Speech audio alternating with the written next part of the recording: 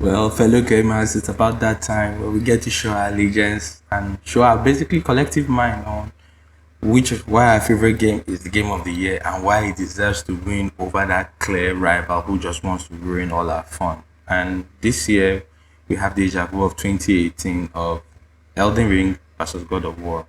And even though it was close at some times, I pretty much knew that there was no way in hell that God of War was going to win Game of the Year over Elden Ring. And forgetting Bill Clinton, I don't know what was going on there. It was clear that Elden Ring was always going to be the clear favorite to take home the gold. And in this video, I'm basically going to break down why this was not another repeat of 2018 and why Elden Ring just showed enough and proved enough to take home the gold. And this is no dig at God of War. Honestly, I believe God of War was a phenomenal game. I believe God of War showed what a sequel should be. It shouldn't diminish the originality that was the previous one. It should just show enough that this is something that should be ready to be viewed as a great work of art. It hit all the right notes. The character development was awesome. The combat was awesome. Every single thing that made 2018 God of War very, very unique when it came out. Ragnarok basically turned it up to 11. And that's just the thing. Ragnarok basically is turning up the original to 11. And that's just it. It doesn't have the original anymore. It is just a sequel. And that's just the main problem. God of War Ragnarok is basically a victim of his own success. And I'm just going to go around some little tidbits on why I think God of War had no chance. And we'll start off with innovation. Yes. Innovation sounds like a very vague word. Like, what is innovation? Yeah, Elden Ring has that special sauce. Every once in a while, a game comes and it just like I'm going to take from what Miyazaki-san said. He was asked that why do you think this game is so successful compared to your previous titles, and he said, I don't know. And that's the truth. He is not trying to be vague, he's not trying to be coy, he's not trying to feign some rockstar nature. Is that Elden Ring is a collection of very, very minute things that you don't even really notice until you're playing the game and it just hits you. And that's one thing Elden Ring did. Elden Ring is not original, don't get me wrong. Basically, it is Dark Souls combat, a little bit better. It is an open world game. Yeah, come on, we have experienced that several times. And it is basically just Breath of the Wild redefined a little bit better. Not let me not use the word better, distinct in its own style. And Elden Ring clearly shows that. Anytime a game comes out every year, you look out for what is going to win game of the year, you look for that game that is bringing something to the table that all the others are not bringing in. And every time you get into the world, the lands beyond, and you experience Elden Ring, it just gives you that feeling. It gives you that feeling. Every time I get to sit down and interact with Elden Ring and look at what it is, you take for instance, I try to break down the individual natures that make it distinct, which is the combat, the open world, the story, the character development, and every one of these tidbits. And that is the thing. You can't look at Elden Ring that way.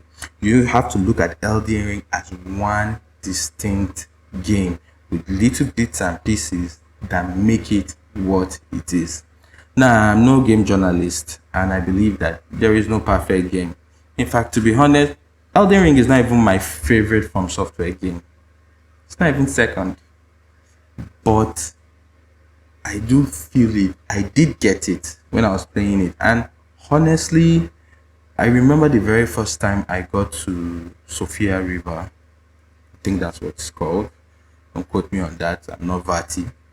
And going through those underground chasms, and I I always say, whenever I'm playing a game and the game gives me that moment where I put my controller down and I just admire the game. Like, I just see that this is that moment, that Zen moment when I was going on that ride in Nokron, going to Nokron, and I just felt, no, there is just going to be nothing like this in a little while. Because I can assure you, and that's why game developers went hard on the game, because the game didn't look so great. In fact, it didn't even really look that great, because From Software has chosen not to update their engine, and they just couldn't get it because they didn't understand why this game, yes, this combat, we have experienced it before. Difficulty is not just a reason why a game should all of a sudden be suddenly good. They couldn't get it. And I'm telling you right now, Ubisoft has bought Elden Ring and told one of his main developers to go home, sit down, and analyze what makes this game so good, because I can't really tell you. I just feel it. You feel it. You feel it when you're going through the game, when you interact with a character, when you know that when your character literally evolves with you.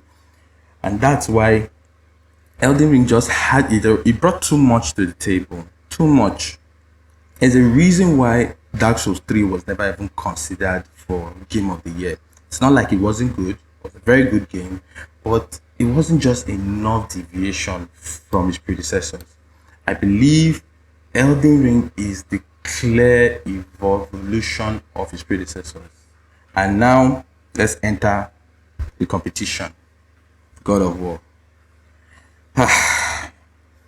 God of War Ragnarok. Sonic fanboys are hard. They go hard for their game. And basically, they were expecting a repeat of 2018. And before I played God of War, I spoke to my very good friend, Radek. And I told him, I don't think God of War is going to win. He was like, no, you haven't played the game. Why can you make that assumption? And this is why I believe it was never going to win. Do you know that in Hollywood, there have been two movie sequels that have ever won Best Picture? Just two in the entire time of Hollywood. And that's Godfather 2 and Lord of the Rings. Yes, I didn't know that too until I looked up Wikipedia 5 minutes before I started this video. And that's the truth. God of War suffers from sequelitis. Yes, I made it up. It's a made up word. Bear with it. And it's basically Ragnarok is not the original. Ragnarok is a great game. It's just not the original. It is basically an evolution of its predecessor. And now some of you are thinking about, oh, what about Last of Us 2? Last of Us 2 was the sequel. Well, first of all, the Game of the Year awards were not hosted by Jeff Keighley. I think Jeff Keighley's Game of the Year awards started 2014. Don't quote me on that. But The Last of Us 2, yes, there was enough difference between its predecessor and the sequel. But that is just the thing.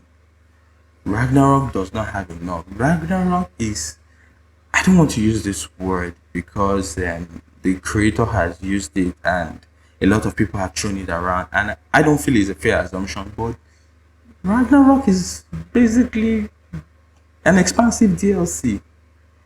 With all due respect, a very expensive DLC, a very $70 worth DLC, but the DLC, it doesn't have the freshness that God of War had, the predecessor when it came out. It doesn't have that distinct paint. Ragnarok is basically just an evolution of God of War. There's a reason why Sekiro won Game of the Year award, because Sekiro was that distinct from all the predecessors of From Software style that it gave us that sense of this is so different and so left field that we just have to recognize it. And that's the problem with God of War. There isn't enough ideas in the bank. And this is not God of War's fault. God of War was not all of a sudden going to bring us a brand new franchise from a brand new distinct camera using a brand new animation style or brand new graphics just to suit our insatiation that we want to be different enough to take home the gold.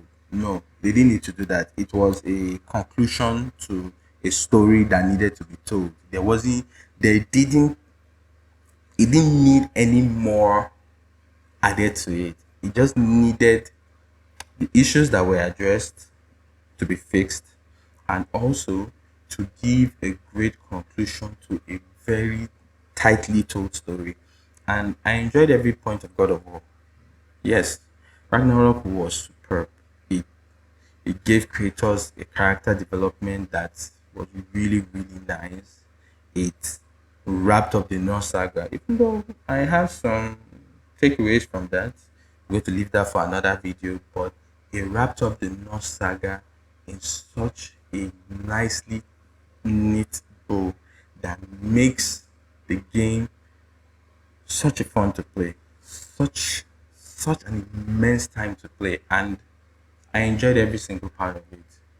But when I got to the end of God of War, I did not have my Athena moment. I did not have my getting blades of chaos moments. Those moments that made me drop the controller and just take it in and feel like, oh my god, am I actually playing a game right now? Is this game making me wrap the chains of something I had ignored for so long? And Ragnarok never gave me those feelings. It was just a great game, a really, really great game. And I knew that it was just not going to win. And it's not a bad thing.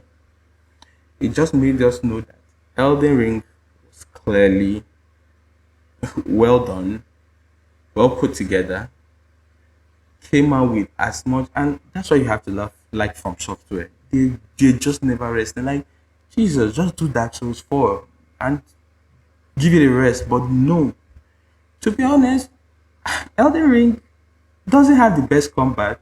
That goes to Sekiro. It doesn't have the best atmosphere. That goes to Bloodborne. But it just has enough difference to give this game something so unique, something so flavorful, something so different that when you put the controller down, when I finally got to the air tree and I gone down the air tree and I sat on the Elden throne, I just knew that this was going to be the game of the year. And in conclusion, I don't want Sony fanboys to feel bad. Just like Thor just told you to get up.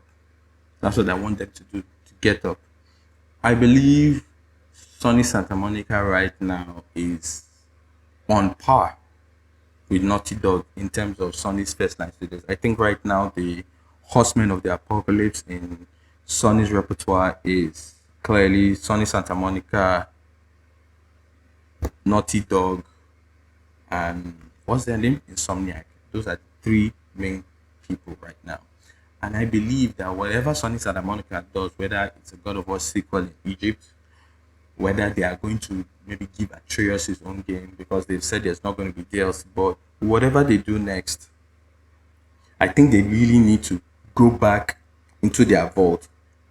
And let's not kid ourselves here. If Elden Ring did not come out this year, God of War would have been the clear winner for this year. But it just happens that, we make ourselves better. And Elden Ring clearly has made these games better. And so, for the sequel, I don't think they need to. I think Sony actually tries to incentivize winning Game of the Year. I don't think they make it a point. But I think Sony Santa Monica should just know that they did a very, very excellent game. And they deserve all the praise. And Eric and Corey should just take a victory lap. Yeah. And this is my channel. I don't think I've ended the subscriber yet. But, like the video, share it with your friends. It's just rambling. Don't take it too serious. Peace. What? Don't matter.